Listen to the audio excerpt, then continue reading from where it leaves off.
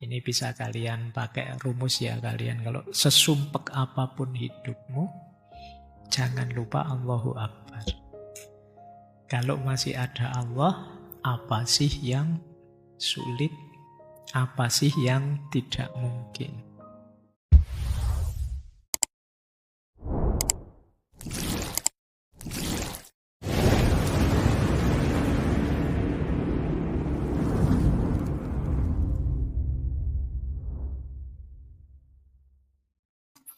Assalamualaikum warahmatullahi wabarakatuh.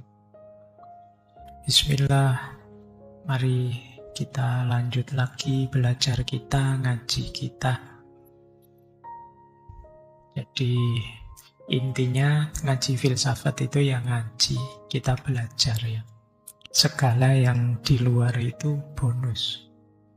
Jadi bonus itu ada, alhamdulillah, tidak ada ya, tidak masalah.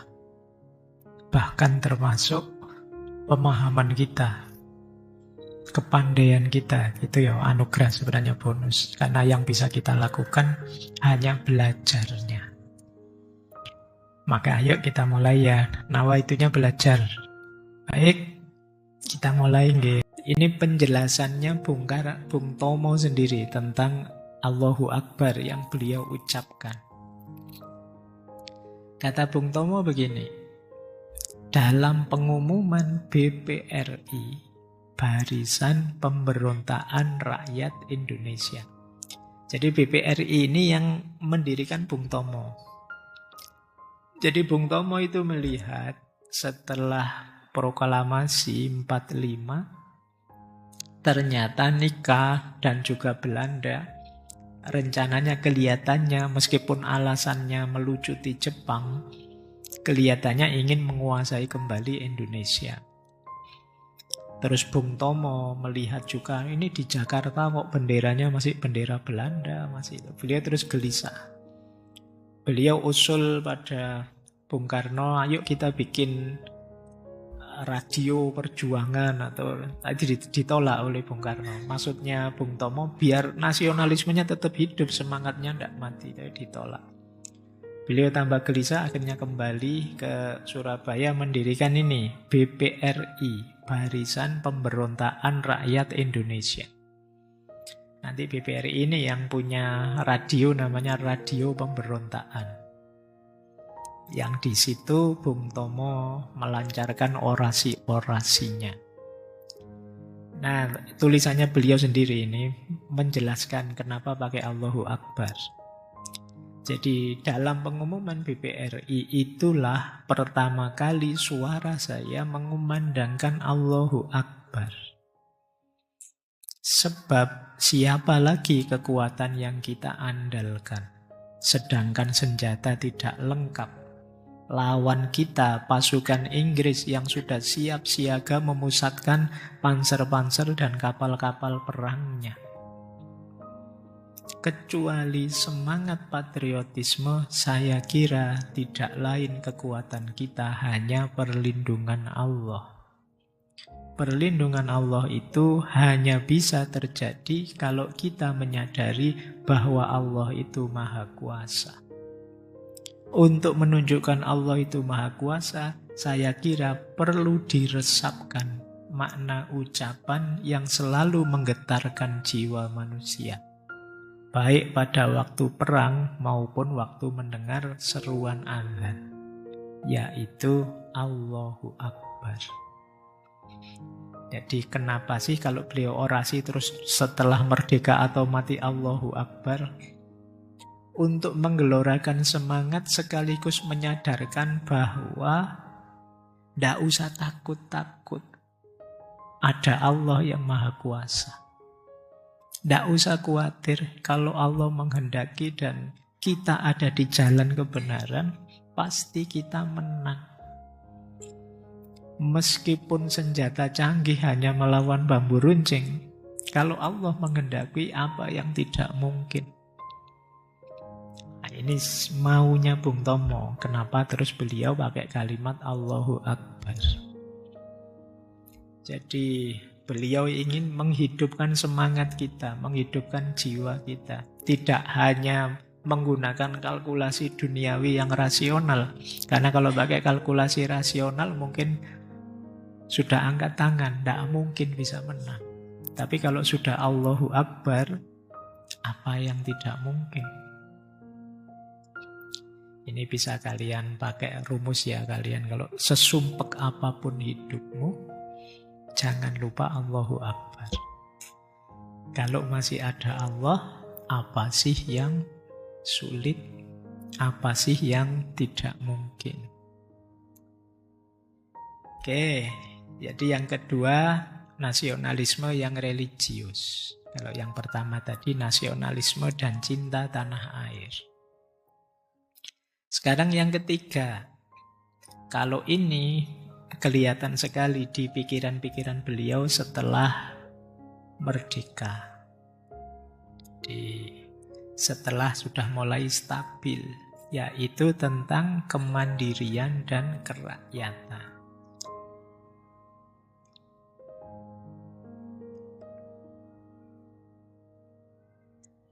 Jadi tulisan-tulisan beliau, ide beliau, gagasan-gagasan beliau tentang kemandirian dan kerakyatan banyak bisa kita temukan. Karena menurut beliau, bangsa yang merdeka itu tidak boleh bergantung pada bangsa lain, baik secara politik, ekonomi maupun mental. Merdeka yang sejati itu tidak sekedar ngusir penjajah, tapi mampu mengelola nasib sendiri. Bangsa yang terus bergantung pada kekuatan asing atau bahkan tunduk pada elit-elit yang serakah di dalam negeri tidak lebih baik dari bangsa terjajah. Jadi menurut beliau, merdeka sih tapi masih tergantung. Jadi utangnya masih banyak, elit-elitnya masih dominan sehingga rakyatnya tidak makmur. Kalau menurut Bung Tomo ini masih terjajah kita, belum merdeka yang sejati. Yang kedua, kerakyatan. Kerakyatan itu ya, awal dan akhirnya pengelolaan negara ini harusnya rakyat. Kekuasaan berasal dari rakyat, perjuangan dilakukan bersama rakyat, kemerdekaan juga harus dinikmati oleh rakyat. Nah, oleh karena itu Bung Tomo itu waktu perang Surabaya 45 kan beliau tidak memposisikan diri saya panglima perangnya. Beliau hanya menyambung lidah rakyat, menyemangati rakyat, menyadarkan rakyat bahwa mereka ini subjek dalam perjuangan ini, bukan objek. Nah, ini prinsip dua ini jadi tema utama banyak gagasan-gagasan beliau. Kata beliau, tanpa kemandirian, rakyat akan kembali tergantung pada kekuatan luar, kehilangan martabatnya. Tanpa kerakyatan, kemandirian hanya akan dinikmati oleh segelintir elit, bukan seluruh bangsa. Dan ketidakmandirian, kemudian hilangnya visi kerakyatan itu beliau temukan banyak pada zaman beliau. Ini kalau di tulisan-tulisan beliau itu mulai beliau sangat kritis tahun 50-an. Beliau melihat kok Bung Karno berubah. Kok banyak teman-temanku yang juga berubah. Itu beliau mulai gelisah. Oke, baik. Kita lihat ya beberapa kritik-kritik beliau tentang kemandirian dan kerakyatan. Misalnya ini salah satu tulisannya di Harmonis Harian. Kata beliau mengingatkan begini, dari dalam lubuk hati saya peringatkan teman-teman seperjuangan untuk merenungkan pengaruh negatif dari uang terhadap kita sekarang ini. Karena beliau melihat ini gara-gara uang ini banyak orang terlena. Banyak pejabat-pejabat lupa diri. lupa dengan rakyatnya, nyari enak saja, nyari senang-senang saja. Beliau mengingatkan itu, janganlah uang yang akan menjerumuskan kita semua. Lebih-lebih karena uang kita sekarang ini berintikan gambar pahlawan yang kita hormati dan kita junjung tinggi, yaitu almarhum Jenderal Sudirman. Itu kan zaman dulu uangnya kan gambar Pak Dirman. Kalau sekarang banyak pahlawan macam-macam, ya ada Patimura, ada gitu. Maksudnya Bung Tomo ini, kita itu kelakuannya ndak karu-karuan. Yo kadang nyogok lah, kadang pakai judi lah uangnya. Apa ndak malu dengan Jenderal Sudirman di gambar itu? Maunya begitu. Kalian curang itu loh, disaksikan oleh Jenderal Sudirman itu apa enggak? Minder. Kata beliau, haruskah gambar Pak Dirman ini tiap hari menyaksikan hal-hal yang bertentangan dengan cita-cita beliau ketika beliau mempertahankan tanah air yang merdeka ini? Apa ndak nangis Pak Sudirman melihat gambarnya beliau terus duitnya kamu pakai nyogok untuk ini, kamu pakai totohan judi, kamu pakai jadi dikritik. Kalau teman-teman seperjuangan rela melihat keadaan yang seperti itu, maka orang-orang angkatan 45, saya harap cepat-cepat saja usul pada kolega-kolega kita, Pak Harto, Pak Adiwardana, Gubernur BI, Pak Rahmat Saleh, untuk mengganti gambar Pak Dirman itu dengan gambar lain saja. Ndak tega saya gambarnya Pak Dirman di situ. Malah beliau usul, gantilah dengan gambar bintang pencak silat apa dari film-film Hong Kong. Ini mungkin karena saat itu, ini kan zaman Pak Harto ya, beliau melihat istilahnya beliau cukong-cukong Tionghoa itu banyak merajalela, makanya beliau sudahlah ganti saja gambar bintang pencak silat dari film Hong Kong. Maksudnya kungfu ya, ganti gambar Jackie Chan apa Jet Li, mungkin gitu maunya. Sehingga sesuai benar dengan keadaan bangsa kita sekarang ini, yaitu dikuasai oleh uang yang berada di tangan cukong-cukong Tionghoa. Nah, ini keras kalimatnya beliau kalau ngeritik ya. Jadi ini salah satu pandangan beliau. Kita jadi tidak mandiri, kita lupa dengan rakyat. Orang-orang hebat yang dulu berjuang sekarang senang-senang saja hidupnya, melupakan visinya yang dulu. Dulu mungkin ada anak buahnya Pak Dirman, prajuritnya Pak Dirman. Apa ndak malu melakukan hal-hal yang ndak pantas itu menggunakan uang yang ada gambarnya Pak Dirman? Itu teguran ya. Saya ndak tahu uangmu gambar apa sekarang. Patimura. Iya, kalau Soekarno-Hatta kan jarang, kamu mesti lebih banyak Patimura itu. Apa ndak malu kamu melakukan hal-hal jelek, disaksikan Patimura itu bawa golok itu, kamu bisa disikat sama Patimura kalau macam-macam. Apa ndak takut kamu? Nah itu sindirannya Bung Tomo. Ya kan uang kita kan mesti gambar pahlawan itu. Meskipun kita tidak tahu ini pahlawan kadang namanya siapa, perjuangannya apa. Itu pentingnya kita belajar kayak gini-gini ya, tentang apa sih visinya, apa yang bisa kita teladani dari para pahlawan. Kita lanjutkan. Beliau ngeritik lagi begini. Lupa daratan, mementingkan diri sendiri saja, melibatkan diri dalam kemewahan yang harus dibayar oleh rakyat, lebih mementingkan partai dan golongan daripada mementingkan negara dan nasib rakyat banyak, korupsi halus dan kasar yang pura-pura tidak diketahui oleh pihak yang berkuasa. Demikian itulah beberapa gejala mencolok yang terdapat di Republik kita ini sejak tahun 1950. Ini merajalela di kita. Berarti kalau dihitung mulai sekarang sudah berapa? 75 lebih ya. Sudah 85 tahunan mungkin ya.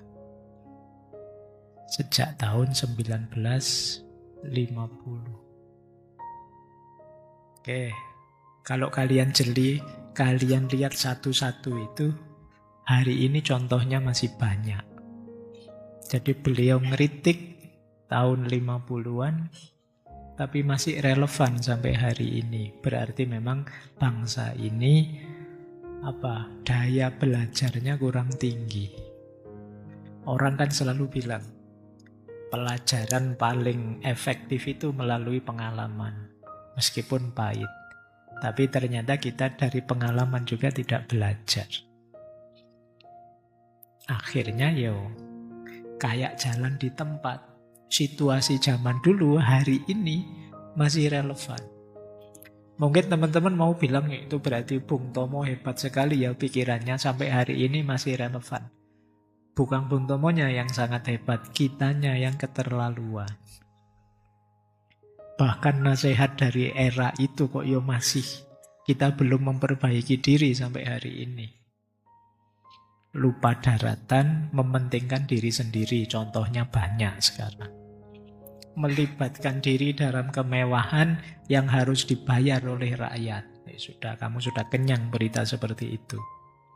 Lebih memikirkan partai dan golongan daripada mementingkan negara dan nasib rakyat banyak.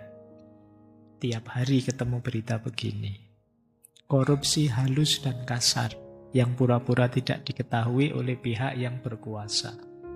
Ini juga beritanya bolak-balik OTT lah apalah. Sama dulu sama sekarang. Inilah nanti yang membuat bangsa ini tidak mandiri.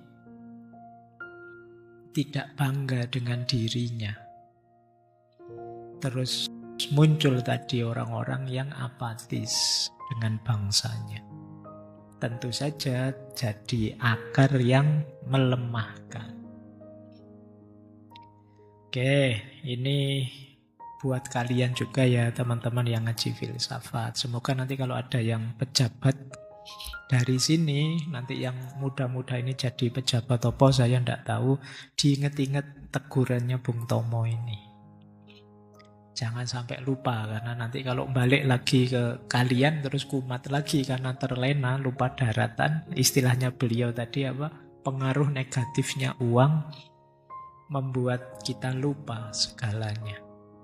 Semoga kita ingat terus nasihatnya Bung Tomo ini.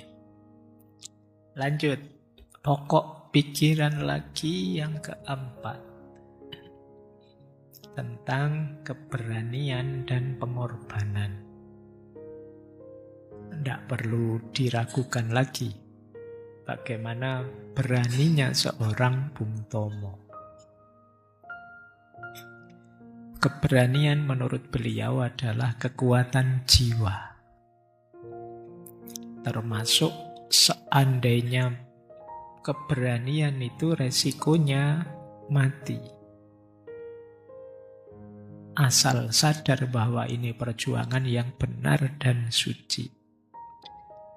Menurut Bung Tomo, berani itu pertama-tama bukan keberanian melawan peluru, tapi kemampuan menaklukkan rasa takut dan cemas dalam diri. Jadi orang yang daya beraninya lemah itu biasanya tidak mau ngapa-apa. Tidak melakukan apa-apa karena takut ini, takut itu. Jadi lawan paling berat keberanian itu sebenarnya diri kita sendiri. Jadi bukan lawannya seperti apa, tapi sanggup atau tidak kita menaklukkan ketakutan dan kecemasan kita. Oke. Nah, bentuknya kita bisa menaklukkan rasa takut dan cemas itu adalah kita siap seandainya harus berkorban. Itu berarti kita menang sudah. Saya beberapa kali sering ada yang curhat ke saya mengalami kecemasan. Hari ini banyak kan orang gangguan kecemasan. Gelisah ini, gelisah itu, psikosomatis. Dari cemas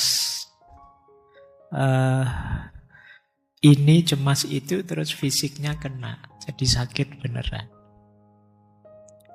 Nah, kalau pakai tips konsepnya Bung Tomo ini sebenarnya ya taklukkan dulu ketakutan kita dengan cara coba dihitung siap tidak sih kita berkorban ini, berkorban itu. Apa sih resiko paling berat yang harus saya hadapi? Ini bisa meringankan kecemasan kita. Misalnya teman-teman cemas karena sakit ini, sakit itu, khawatir meninggal, khawatir apa, terus jadi gemeteran. Coba dihitung paling pol. Oh, resiko paling polnya kan meninggal. Setiap orang juga meninggal pada akhirnya. Jadi yang penting bukan kok takut meninggalnya cepat atau lambat, tapi yang penting mempersiapkan diri untuk seandainya tiba-tiba diambil, saya merasa siap. Kan sebenarnya problemnya di situ. Jadi, ayo dihitung resiko. Misalnya, Pak saya sampai umur sekian kok ndak nikah-nikah ya Pak. Terus jadi kecemasan ndak karu-karuan. Tinggal dihitung saja, efek paling negatif apa kalau nikahnya telat. Terus pastikan, oh kalau cuma gitu saya siap kok Pak, ndak apa-apa. Jadi kalau aman sudah. Jadi, coba diukur. Efek yang paling negatif apa, yang paling mengerikan menurutmu apa, terus pastikan kamu siap menghadapinya. Kalau bahasa di sini siap berkorban. Oh, kalau cuma kehilangan itu siaplah saya. Atau saya siapkan sejak sekarang. Itu mengurangi kecemasan. Kuliah misalnya, kamu sudah semester akhir terancam DO, tiap hari ditagih oleh kampusmu, skripsi tidak jadi-jadi, mau nggarap tidak tahu mulainya di mana. Wah, DO beneran ini. Terus overthinking tidak karu-karuan. Nulis skripsi juga tidak, ngapa-ngapain juga tidak, itu kan. Terus kamu malah jatuh sakit karena kecemasan. Coba dihitung, kira-kira resiko paling buruk apa sih? Oh, resiko paling buruk itu saya ke DO, terus tidak dapat ijazah. Alah, tidak apa-apa, wong ijazah filsafat. Wong dulu saya rencananya kuliah gitu untuk anu saja kok. Wong saya pengennya bisnis kok, saya pengennya apa, kan bisa saja begitu. Siaplah. Nah, jadi ini pakai konsep ini ya. Bung Tomo juga begitu. Dia jadi berani sekali karena beliau ngitung resiko paling puncak paling mati. Dan kematian itu kebanggaan dalam perjuangan yang benar dan yang suci. Apalagi tadi bagian dari keimanan. Wah, itu sudah mantap sudah. Jadi, pengorbanan bisa muncul lebih mudah kalau dasarnya cinta. Makanya semakin dalam cinta kita pada bangsa ini, semakin mudah kita berkorban untuknya. Maka itu ada quotes menarik dari beliau. Berani karena benar, berkorban karena cinta. Kalau sudah benar, kita biasanya mantep, tidak ragu-ragu. Kalau sudah cinta, berkorban pun tidak masalah. Dan ini beliau temukan banyak di para pahlawan, para tokoh-tokoh. Bahkan di salah satu tulisannya, beliau sempat bertanya pada seorang pelajar, tentara pelajar, yang sedang daftar untuk ikut berjuang. Kata beliau begini, beliau tanya, pada saat itu saya dengan menyamar bertanya kepadanya, apakah saudara menyadari bahwa tugas saudara adalah untuk mati? Dia menjawab, sadar Pak. Apakah alasan saudara? Jawabnya, ini anak yang mau ikut berjuang tadi, yang masih sangat muda, masih pelajar. Pak, keluarga saya di perkebunan milik asing, sungguh dalam kemiskinan pada zaman Belanda dulu. Waktu Jepang datang, nasib kami lebih suram lagi. Ayah dibawa Jepang keluar daerah untuk melakukan kerja paksa. Dan sampai sekarang ternyata tidak kembali. Entah di mana beliau meninggal dunia. Saya dan adik-adik saya sudah lama harus berhenti sekolah untuk membantu ibu mencari nafkah. Kemudian Pak, sebelum Jepang kalah perang, pemimpin-pemimpin kita sering datang ke tempat kita Pak, untuk bicara dalam rapat-rapat umum. Dan saya dikerahkan untuk mendengarkannya. Waktu itulah saya mendengar pidato pemimpin-pemimpin Indonesia itu bahwa kalau Indonesia sudah merdeka, kita akan makmur. Makan tidak akan kekurangan, sandang akan cukup, dan anak-anak sekolah tidak akan ada yang berhenti di tengah jalan. Nah, ini sebenarnya beliau selanjutnya ingin ngeritik. Ini banyak orang-orang pejuang-pejuang seperti ini yang bahkan kita tidak kenal siapa dia, siapa mereka mengorbankan nyawanya demi kemakmuran di masa depan, demi anak-anak selanjutnya bisa sekolah tidak kekurangan. Lah kok setelah merdeka kita sakkarepe dhewe. Di akhir tulisan beliau menulis begini, pejuang-pejuang kemerdekaan di kalangan tentara pelajar kala itu punya sebuah kalimat slogan yang berbunyi, bila sudah merdeka, jangan menari-nari di atas jenazah teman-teman kita yang telah gugur. Ini sebenarnya Bung Tomo nyindir kita, banyak di antara kita yang menari-nari di atas jenazah para pahlawan. Kita tidak serius menghidupkan kemerdekaan ini setelah begitu banyak nyawa dikorbankan. Setelah begitu banyak orang rela memberikan apapun dalam hidupnya demi masa depan. Kita yang ada di masa depan tinggal menikmati dan menghidupkannya saja, itu pun kita lalai. Kita tidak serius. Itu yang digelisahkan oleh Bung Tomo. Karena bagi beliau, keberanian dan pengorbanan itu sesuatu yang niscaya dalam perjuangan. Tugas kita selanjutnya, ya berani berjuang lagi dan berkorban lagi, meskipun dalam bentuk yang berbeda. Dan ini juga dilakukan setelah perjuangan fisik selesai. Bung Tomo juga kritis sekali. Saya kasih contoh ini.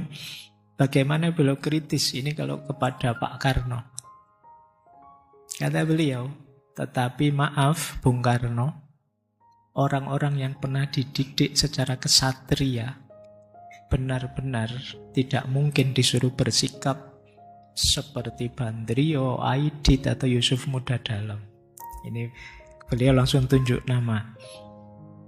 Ya Pak Subandrio Menteri Luar Negeri saat itu. Aidit kalian tahu ya, Ketua PKI. Yusuf Muda Dalam Menteri Penerangan zaman itu, yang dikritik oleh Bung Tomo. Mereka kurang kesatria. Orang-orang yang pernah dididik kesatriaan sukar untuk disuruh manis-manisan. Main sumangga kersa, sumangga kersoan. Maksudnya ini bahasa Jawa ya.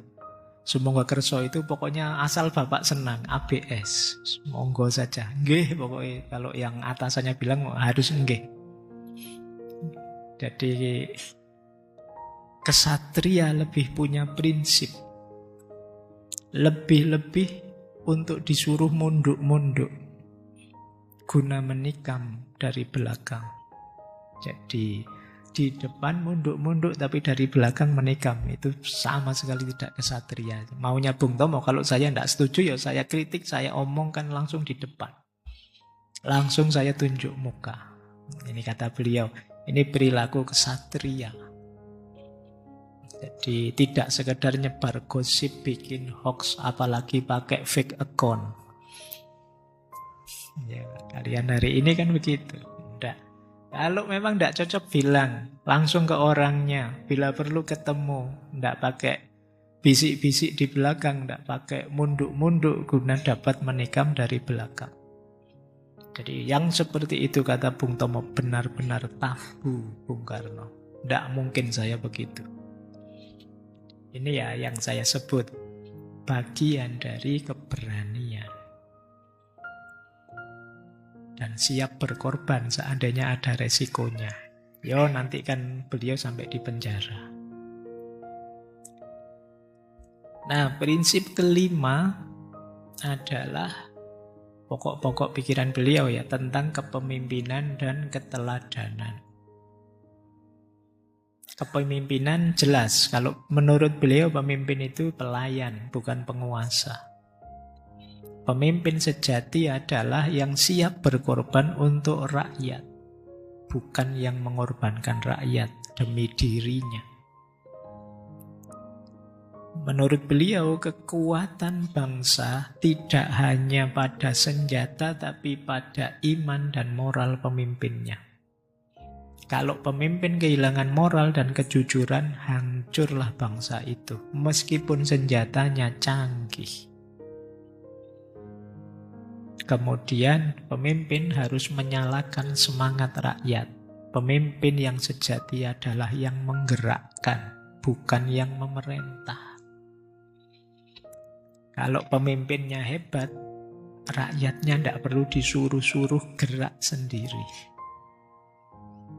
Nah, kalau kalian jadi pimpinan, entah di level manapun, kok kalian capek merintah, capek ngasih instruksi, sebenarnya kalian yang lemah sebagai pemimpin. Kalau kalian pemimpin hebat, tidak perlu capek nyuruh, anak buahmu akan gerak sendiri, inisiatif sendiri. Jadi ini aspek kepemimpinan dan keteladanan.